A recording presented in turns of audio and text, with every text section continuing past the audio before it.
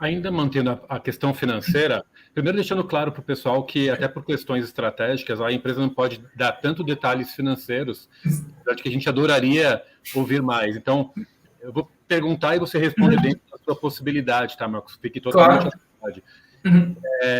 A gente consegue ter, primeira coisa, ideia da ordem de grandeza do faturamento atual que vocês têm no momento? Eu não tenho uma ordem de grandeza, assim, centenas de milhões, se puder falar um pouquinho. O crescimento que você teve em 2021 em relação a 2020, pelo menos números percentuais, se for possível.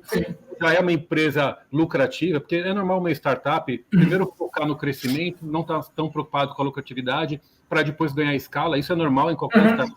Se bem que eu não sei nem se vocês são startups, pelo porte que vocês já... Sim, é uma scale-up, né, que eles chamam de assim. E aproveitando a pergunta que a gente acabou de... Puder colocar de volta a pergunta aqui, que é relacionada à rodada de investimentos, né? Vocês já passaram por algumas, tem perspectiva de uma próxima rodada de investimentos? Quando seria a próxima?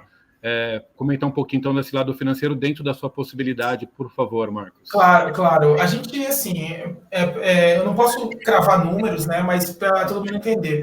Em 2020, a gente ganhou um prêmio da Endeavor como empresa do portfólio Endeavor que mais cresceu no Brasil. Né? Então, isso dá para ter uma ideia assim, de volume, porque você sabe que dentro da Endeavor, todo mundo cresce 30% ao ano, é o mínimo, né, para você estar no portfólio Endeavor, e a gente tem uma competição bastante grande, foi um prêmio bem legal para a gente na época, assim, porque eu acredito que a gente deve ter sido a primeira health tech dentro ali a conseguir isso. Geralmente é uma coisa que a turma de fintechs, de marketplaces, eles conseguem pela própria natureza do negócio deles, né? Health Tech é um pouco mais difícil, mas em 2020 a gente ganhou esse prêmio, que é bem importante. A gente continuou crescendo em 2021. 2021 a gente deve ter tido um crescimento aí, difícil aqui de cabeça, mas uns 40%, 30%, sabe? A gente você vê o número, deu um salto grande. A gente é uma empresa hoje que trabalha na escala de 100 milhões para cima, né? Ou seja, nessa escala de valor, então, de faturamento. Então, a gente tem trabalhado com faturamento significativo.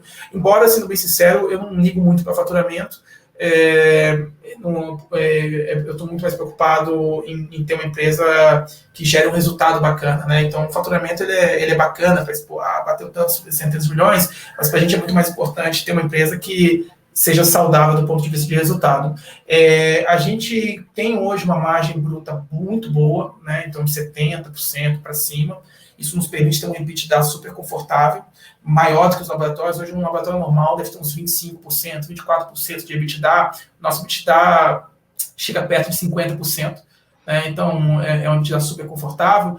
Obviamente, nem em todo momento a gente vai estar gerando caixa, né? Então, porque para crescer, a gente acaba queimando isso em coisas não recorrentes, né? Seja marketing, publicidade, comprar novas tecnologias, ou até mesmo aumentar time de P&D. P&D é uma coisa que a gente aumenta muito, né? Então, a gente tem um time de P&D muito forte aí, gasta muito em pesquisa. Então, isso acaba, às vezes, afetando o nosso caixa, a gente gasta muito nisso, mas obviamente que isso volta depois em novos exames, novos produtos e tudo mais. Então a gente está no modelo, eu acho que hoje, bastante confortável dentro do ponto de vista financeiro. E numa escala que eu diria que eu não sei se tem muitas health techs no país que estão faturando mais que a gente. Hoje a gente provavelmente é uma das health techs com maior faturamento do país, a gente provavelmente deve ser a health tech hoje que está numa situação de desafiar os incumbentes, no sentido assim, se você for comparar, a gente já tem um tamanho de faturamento, um volume de exames, e aí até perguntando em valuation que nos permite, assim, quando você olha as empresas que estão abertas na Bolsa, nos colocar ali numa posição legal. Embora não é o nosso alvo ter isso, mas a gente já está eu diria que a gente já passou da fase de ser uma promessa, que será que vai para ser uma realidade, a gente é uma scale-up, e ao mesmo tempo ser uma scale-up que está numa posição de realmente competir com os incumbentes em tamanho, dimensão e tudo mais. Sim. Aproveitando, já que você nos brindou aí com uma ideia aproximada, grosseira do valor de faturamento, né? Em função aí da última rodada de investimento que você tem, você poderia passar para nós em termos de grandes dígitos, o que seria o valuation atual da empresa? Eu ainda não posso, sabe, Cláudio? O valuation... Nem um range. O valuation é uma coisa que a gente não revela. E eu acho que assim, uma coisa muito importante, sabe? Não é um alvo meu e do Sérgio, isso é muito importante. Tem muitas startups que elas ficam, de certa forma, obcecadas com a questão de ou de virar um unicórnio, de atingir um valuation recorde, ou de fazer rodadas grandes e tudo mais. E eu não gosto disso, porque esses números... Porque, na verdade, o mundo do funding, ele é um mundo paralelo, ele não é um mundo do negócio, da operação. Ele é uma coisa que acontece em paralelo, que afeta a operação no sentido que você acaba tendo mais dinheiro e tudo mais, mas, ao mesmo tempo, é uma coisa que pode, de muita forma, deslumbrar o empreendedor. É uma distração para o empreendedor, é isso? Exatamente. Então, eu acredito muito em focar no negócio, em focar na execução, em focar na criação de novas tecnologias, né, na disrupção em si. E sem pensar muito na disrupção no mercado, no efeito que ela vai ter, mas muito no que ela vai representar para o mercado, para os pacientes, né, para os nossos clientes, e focar muito nisso. E em cada rodada, a gente não escolhe quem vai nos dar mais dinheiro. A gente tenta escolher quem são os melhores investidores. Né? Porque muitas vezes você tem lá na hora vários term sheets na mesa e sempre vai ter um cara que vai te oferecer mais dinheiro, no sentido assim, olha, pô, esse cara vai te transformar num unicórnio, esse cara vai te transformar isso mais rápido. Isso não quer dizer nada, porque você pode ser um unicórnio e quebrar no dia seguinte. Inclusive, a Teranos é o exemplo, acho que perfeito disso. Então, eu prefiro ter investidores que vão trazer skills, que é o exemplo da Positivo, entende? É o exemplo da Mona X, ou da Qualcomm, da Península, da Endeavor Catalyst. São investidores que não são famosos, nenhum deles, por darem cheques malucos no mercado, né? Mas são famosos por serem caras que trazem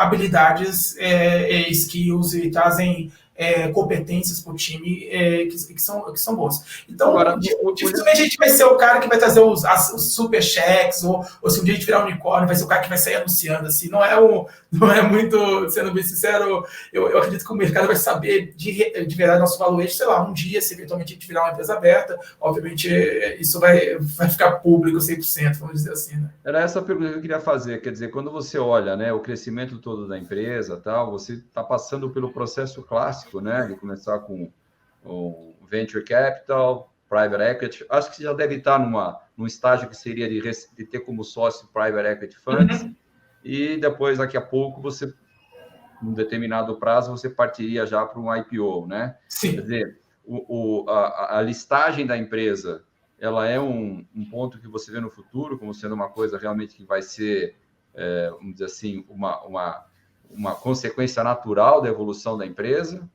Ou...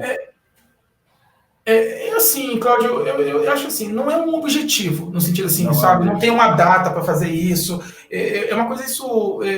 quando a gente começou a empreender, era uma coisa que eu era mais obcecado, sabe? Então, se você me pegar, assim, vídeos meus antigos, era até engraçado. Quando a gente começou na incubadora, o pessoal tirava sarro da gente disso, porque eu era o único cara da incubadora, eu e o Sérgio eram os únicos caras da incubadora que falavam de bolsa de valores, no sentido assim, cara, a gente vai fazer um IPO um dia. O pessoal tirava sarro, porque na época era pouco comum uma empresa sair de uma incubadora e ir para a Bolsa de Valores, mas a gente era fã, e sou fã até hoje do Volney Bettiol e do Marcel, os fundadores da Bematec, que foi a primeira empresa incubada a abrir na Bolsa, e o Volney, inclusive, foi board member nosso por um tempo, quando a Positivo investiu, e é um mentor do Endeavor que eu admiro demais, assim, o Marcel também, e a gente tinha isso muito por causa disso, muito por causa da Bematec, era meio, sabe, o teu ídolo ali fazendo, a gente queria fazer igual. Mas com o passar do tempo, eu aprendi que assim, que isso tem que ser uma coisa natural. As empresas vão para a Bolsa em busca de liquidez, de acesso a capital um pouco mais fácil, até trazer governança, trazer uma certa perpetuidade ao negócio, assim por diante. Então, assim, no momento que isso for bom para o negócio, assim, nesse sentido, que essas coisas sejam importantes para o negócio, com certeza vai ser uma coisa que a gente vai considerar.